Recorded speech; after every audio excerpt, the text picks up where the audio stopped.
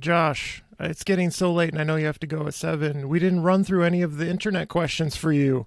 Do you have answers to the internet questions? There were a lot of questions along the vein of what does this mean for the future of Minneapolis elections 2023 and also some looking ahead to 25 for Jacob Frey. I do think it's a good sign. I would say that we never want to read too much into any one election. It's always just one snapshot in time, so we don't want to look too much at just the 21 election or the 22 election. But certainly, do I feel better about 2023 with this result than if Martha Holton Dimick had won county attorney? Yes, I do.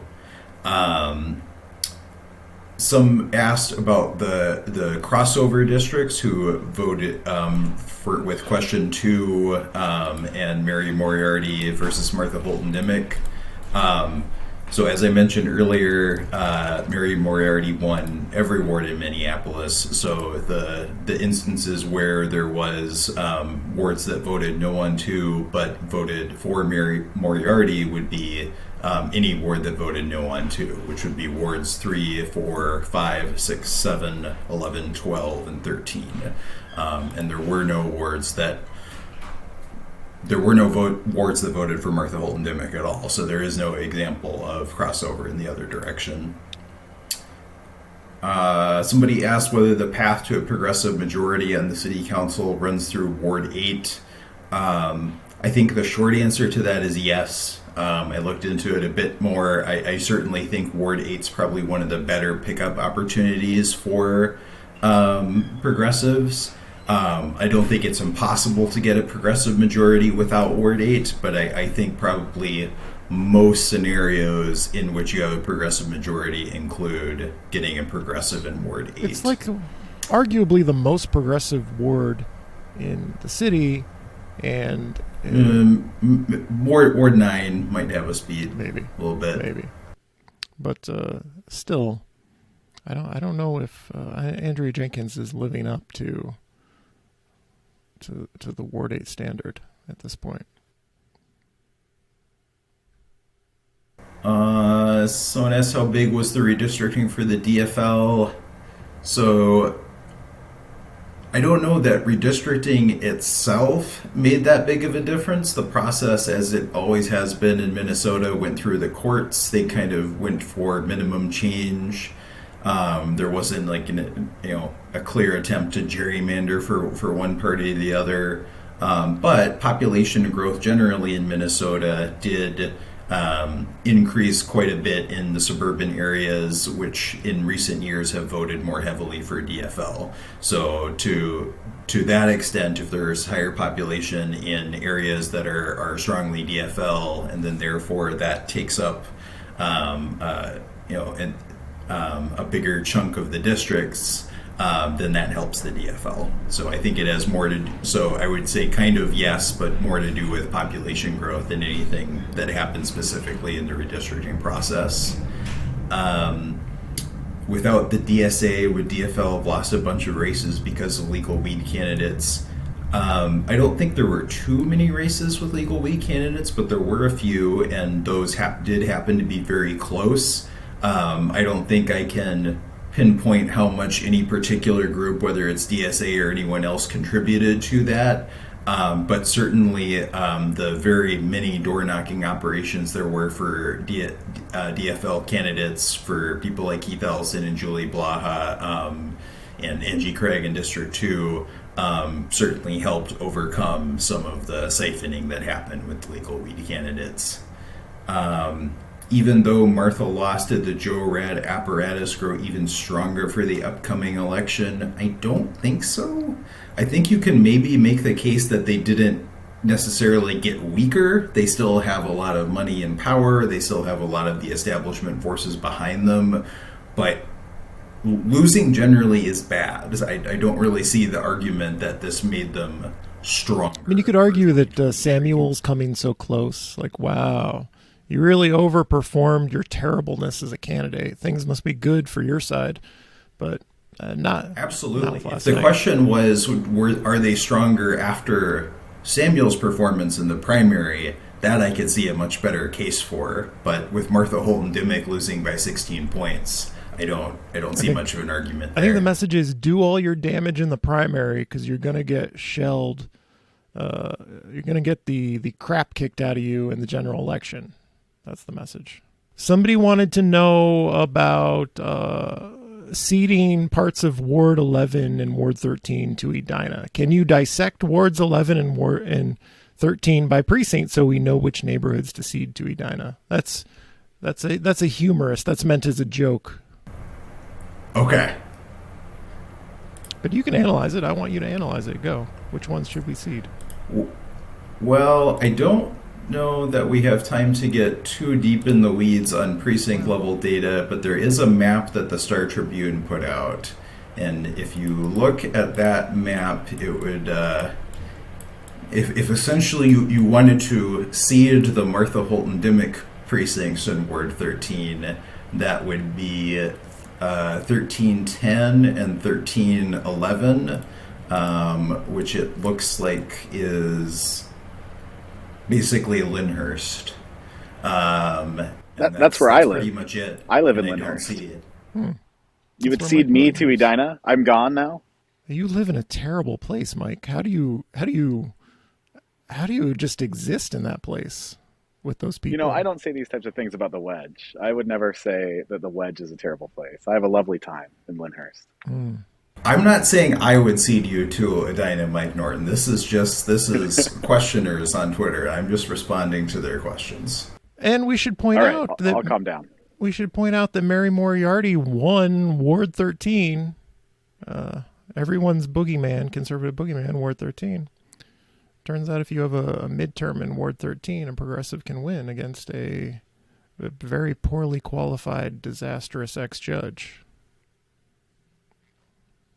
Yeah, I mean, the patterns still hold. Like, certainly she won by less in Ward 13 than in some other wards, but she still won with 55% of the vote, which is still pretty decent.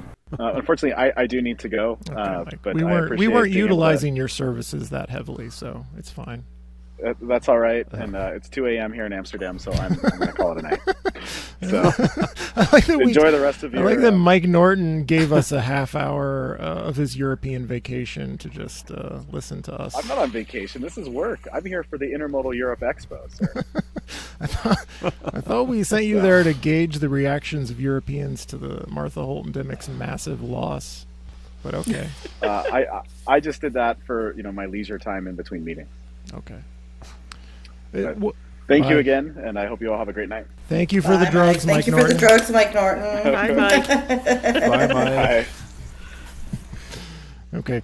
As we've been talking, I've had a big idea, and it's probably stale by now. I just didn't want to interrupt Josh as he was talking. But much like national politics, conservative local candidate quality is going down.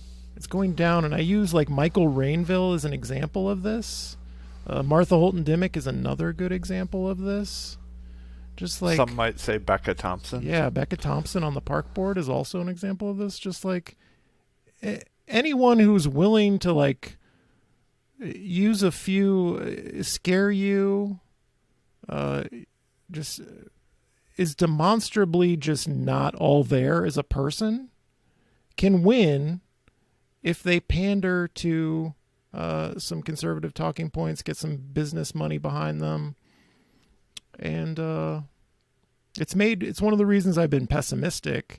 And one of the things that I take away from last night that makes me a little more optimistic about the future is that maybe that doesn't work. Maybe you can be so bad as a candidate that at least in Hennepin County, people won't take you seriously. But also we're stuck with Michael Rainville probably.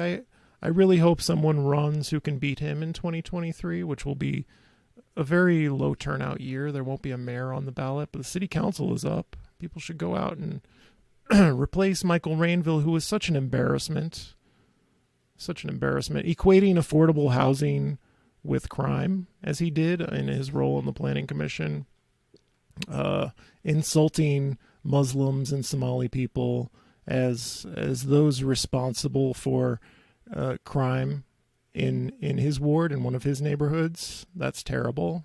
He's just an awful, no good, racist buffoon in Ward 3, which voted 60+% for Mary Moriarty. Obviously, there's enough people in Ward 3 if they just vote this guy out, please. But anyway, back to my main point.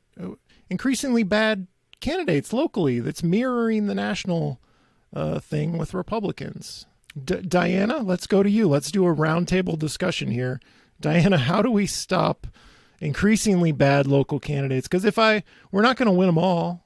If you're on the left, if you're a progressive, you don't win them all. You want the other side not to have you don't want the other side to be a Kim Crockett or a Kristi Noem, to cite my home state.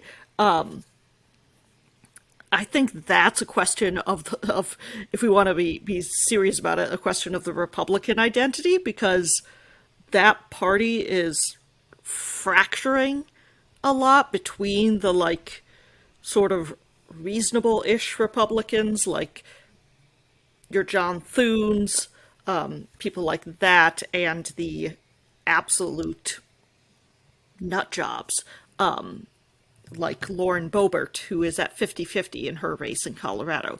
And I think a lot of that is just that party identity is not good. And so when you do field a conservative candidate or somebody who's more on the right, there's a lot fewer reasonable people who want to be associated with right-wing positions, so they are not going to put themselves up for election. So, and I don't know how to resolve that as an issue until the Republican Party gets its shit together. Jason, I wonder if you have any big ideas for how to stop Michael Rainville, who was a menace. Well, I think one of the interesting points about conservative candidates, especially in this new conservative traditionalist wing of the DFL, is that they're kind of building this machinery out.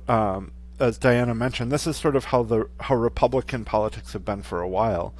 But this Jacob Fry, Joe Radinovich, Jacob Hill wing of the Minneapolis DFL is sort of feeling out like what are the limits to Minneapolis voters? Like, how bad can a candidate be before they're rejected?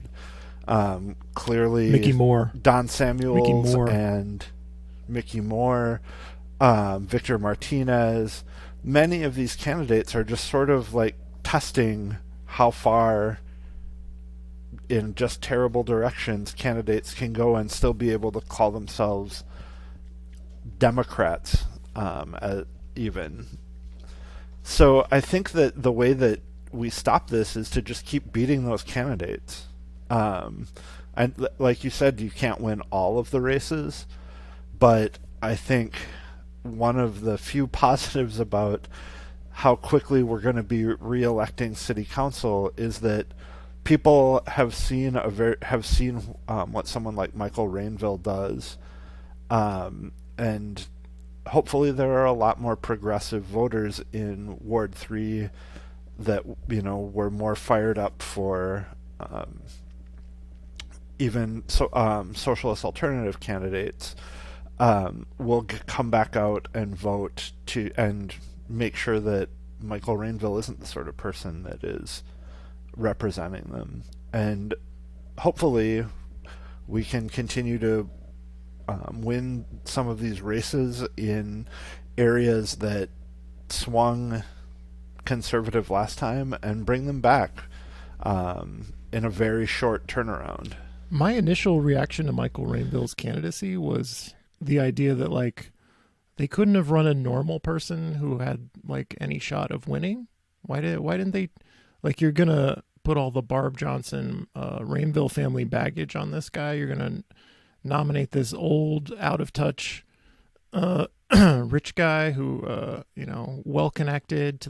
deeply connected to the business community. He just seemed a caricature of the kind of candidate who couldn't win, and then he ended up winning. Josh, how do we stop Michael Rainville? Do you have any ideas? What do the numbers tell us about how to stop Michael Rainville? So Michael Rainville, I think both numbers in 2021 and in 2022 show that he is maybe in some danger. There were very close votes on the ballot questions there, pretty close to the citywide average. There also, as we saw, pretty strong performance for Moriarty there. Arguably that ward is not as far right as a Michael Rainville candidate is a good fit for. So I think there's definitely potential for a more progressive candidate to win there. In terms of like how do we get the conservatives to nominate better candidates?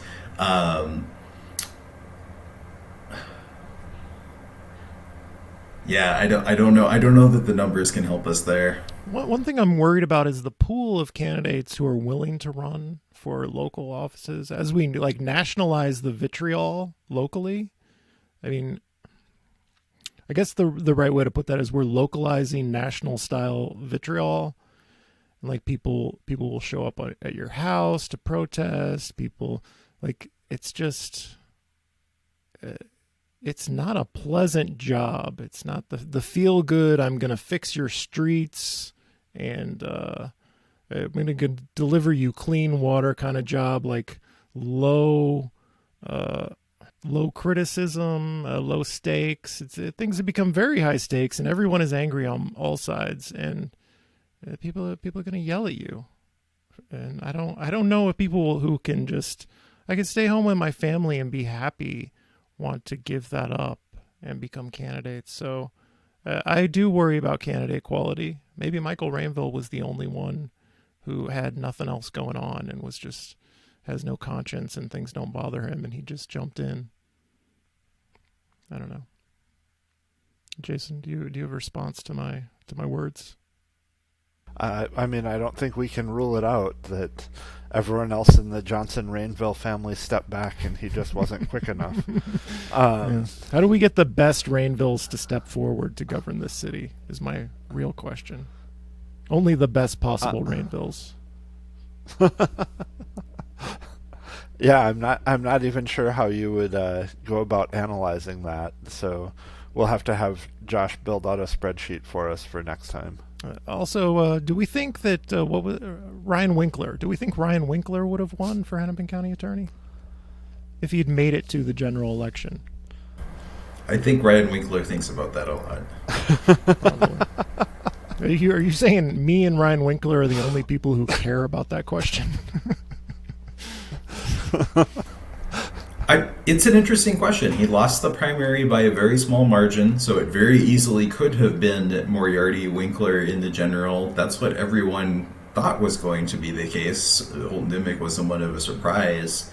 57% is a pretty strong performance. Since Winkler doesn't have some of Holton Dimick's baggage, maybe he could have closed that margin a little bit. Maybe it would have been closer. I don't know if he would have won. Yeah.